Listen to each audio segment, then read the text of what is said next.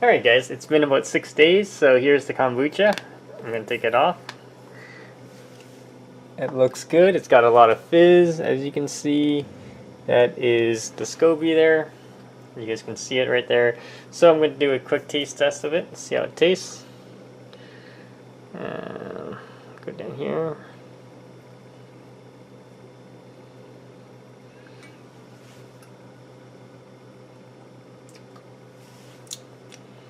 That's pretty good.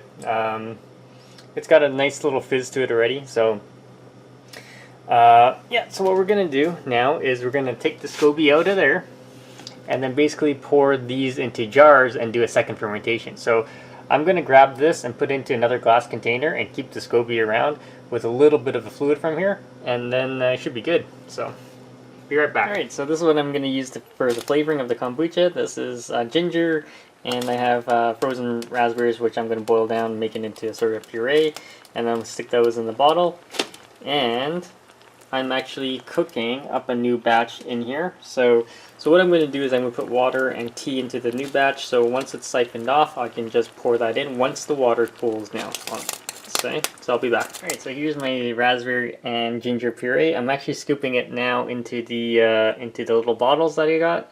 And then I'm going to put the kombucha in. Just hang tight. Alright guys, so I'm ready to put the SCOBY in here. I mean, put the juice. So I already put in the raspberries and the ginger. As you can see, it's already full of goop in there.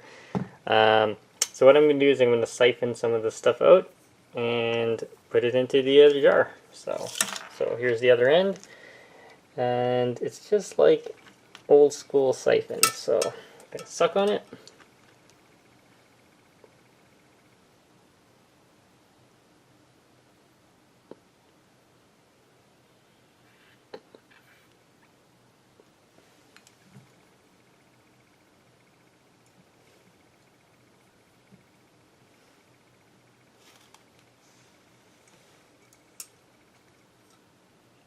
There we go. As you can see, it's running into the jar now. Just need to elevate it a bit. Put it on top of this. There we go. So you can hear it's going in. So I'm going to wait until that fills up. It's going to take a while. So yeah, I'll be back. I'll show you when it's all filled up. Alright, so here is my finished kombucha, guys. So I'm going to let this sit out in room temperature for about 1 day and then keep it in the fridge. Okay, so it's all ready to go. That one's ready. And then what I'm going to do is once I'm finished with the other jar, I'm going to put the tea that I just finished, make sure it's like room temperature, then throw it into the big jar and then let it rebrew for another 6 days. And I should have another 2 jars from that. So yeah, I'll do a quick taste test. When it's done, I'll be back later, guys. Alright guys, just want to also note, I have started my second brew. I just poured it right in there in the boil. When it's cooled down, you can pour it right in there and you just start your second brew. So just remember, it's about 16 grams of tea for 250 grams of sugar, and it's 2 liters of water in this brew. So alright guys, stay tuned. I will do a quick taste test once it's ready. Alright guys, it is all done. So I'm going to do a quick taste test for you right now. This is the kombucha, and just give me 1 second. Alright, so here we go. Let's open this up. Careful, careful. It's not going to over fizz.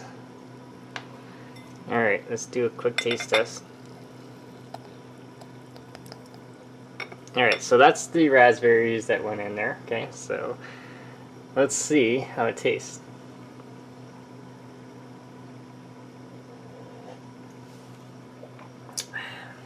Actually quite good. Got a nice raspberry flavor to it. And it's slightly fizzy. I like it a little bit more fizzy, so I'm going to leave it out a little bit longer actually.